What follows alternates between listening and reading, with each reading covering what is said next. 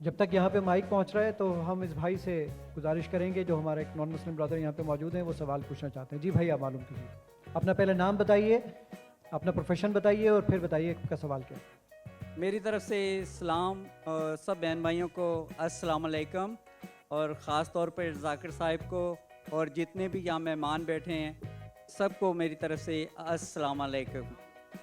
मेरा नाम इखलाक मसीह है और मैं तमाम मज़ाहिब का तालिब इल्म हूँ, जैसे कि जाकिर नाइक साहिब हैं तालिब इल्म। मैं कुरान भी पढ़ता हूँ और बाइबल स्टडी भी करता हूँ, और हमारी एक तंजीम है यहोवा विटनेस के नाम से। वो तंजीम जो है खुदाए वाहिद पर ईमान रखती है और खुदाए वाहिद की तालीम देती है, जैसे कि मसीह अस्सलाम ने यूहन्ना की इंजील 3 की 17 आयत में बताया है कि हमेशा की ज़िंदगी ये है कि वो तुझ खुदाए वाहिद और बारहा जिसे मैंने उसको पहचाने, खुदाए वाहिद को पहचाने।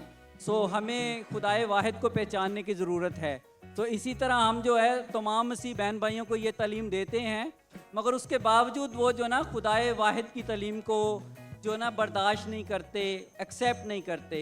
तो मैं जनाब जाकिर साहिब से ये बात कहना चाहता हूँ, क्योंकि मैं इनका बहुत फॉलोअर हूँ, क्योंकि जो भी ये बात करते हैं बड़ी दलील से बात करते हैं, और जो दलील देते हैं वो बड़ी बड़ी काबिल ज़िक्र होती है, काबिल गौर होती है। भाई आपका तो सवाल क्या है? सवाल पूछिए। सवाल ये है कि हमें मतलब हमारा ईमान कैसा होना चाहिए कि हम खुदाए वाहिद पे ईमान रखें और दूसरे लोगों को भी बता सकें इस चीज़ को वाज़े तौर पे। शुक्रिया। भाई साहब का सवाल है कि किस तरीके से हमें एक खुदा पे ईमान हो, और मैंने मेरे पहले सवाल का जवाब में कह चुका हूँ कि फॉर्मूला है सूरह इखलास, सूरा नंबर 112 आयत नंबर 1 से 4। कुल हो अल्लाह अहद, कहो कि अल्लाह एक है, अल्लाह समद, अल्लाह द एब्सोल्यूट इंटरनल, लम यलिद वलम यूलद, ना वो जनता है ना किसी से जना है, वलम यकुल लहू कुफुवन अहद, उसके जैसा कोई भी नहीं है। तो कोई भी शख्स अगर कोई भी खुदा की इबादत करता है, उसे कहता है खुदा, आपको इसको टेस्ट पे डालना चाहिए। मिसाल के तौर पे अगर कोई शख्स कहता है कि भगवान रजनीश खुदा है, हम भगवान रजनीश को टेस्ट पे डालते सूरह इखलास के। एक शख्स ने मुझे कहा हम हिंदू भगवान रजनीश को खुदा नहीं मानते। मैंने कभी भी नहीं कहा कि हिंदू भगवान रजनीश को खुदा मानते। मैंने कहा कुछ इंसान भगवान रजनीश को खुदा मानते, हम उसको टेस्ट पे डालेंगे सूरह इखलास के। पहला टेस्ट है कुल हुवल्लाहु अहद, कहो कि अल्लाह एक है, क्या रजनीश एक है? अब हिंदुस्तान में देखेंगे हजारों लोग, हजारों इंसान अपने आप को भगवान कहते, वो एक तो नहीं है। लेकिन भगनी शख्स कहेगा नहीं नहीं मेरा एक ही है। Number 2, Allah Samad, Allah the absolute eternal. के रजनीश एब्सोल्यूट इटर्नल था, क्या वो समद था? हम जानते हैं उसकी ऑटोबायोग्राफी में लिखा था कि भगवान रजनीश अस्थमा से सफर कर रहे थे, डायबिटीज मलाइटिस से। आप सोचो, खुदा को अस्थमा हो गया, खुदा को डायबिटीज मलाइटिस हो गया। तीसरा टेस्ट, लम यलिद वलम यूलद, he begets not, no is begotten, ना वो किसी को जनता है ना किसी से जना है। हम जानते हैं भगवान रजनीश के वालिदैन थे, वो यूपी में पैदा हुआ। उसके बाद वो खुद, उनके वालिदैन उसके डिसाइबल बनते, उनके भक्त बनते। वो 1981 में जाते यूएसए, और यूएसए में एक गांव रहता है जिसका नाम है ऑरेगन।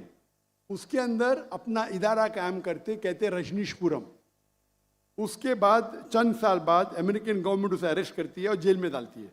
रजनीश कहता है कि अमेरिकन गवर्नमेंट ने मुझे स्लो पॉइजनिंग दी, स्लो पॉइजनिंग। आज सोच सकते खुदा को कोई स्लो पॉइजनिंग कर रहा है। और रजनीश, अब वो वापस आते पूना में, इंडिया में, महाराष्ट्र में, और एक नया ऑर्गेनाइजेशन शुरू करते, ओशो। उसके मरने के बाद उसके समाधि पे लिखा है, Osho Rajneesh never born never died but visited the earth from the 19th of December to the 31st of January। भगवान रजनीश ना पैदा हुआ ना मरा, लेकिन इस धरती को विजिट करने के लिए, धरती को घूमने के लिए वो आया। उस समाधि पे ये नहीं लिखा था कि भगवान रजनीश को 21 ममालिक का वीज़ा नहीं मिला। आप सोच सकते हैं खुदा भगवान धरती को विजिट करने आता है और उसको वीज़ा की ज़रूरत है। और आर्क बिशप ऑफ ग्रीस कहते हैं अगर आप भगवान रजनीश को नहीं निकालेंगे हम उसका घर जला देंगे। तो जो भी आप कहते हैं खुदा है उसे सूरे इखलास के तराजू पे तोलो। अगर वो पास होता है हमें कोई गिला शिकवा नहीं कि वो खुदा है, लेकिन अगर पास नहीं होता है तो वो गलत खुदा है। तो सूरे इखलास is the touchstone, it is the litmus test for knowing, जानने के लिए वो असली खुदा है कि नहीं। Hope the answer the question.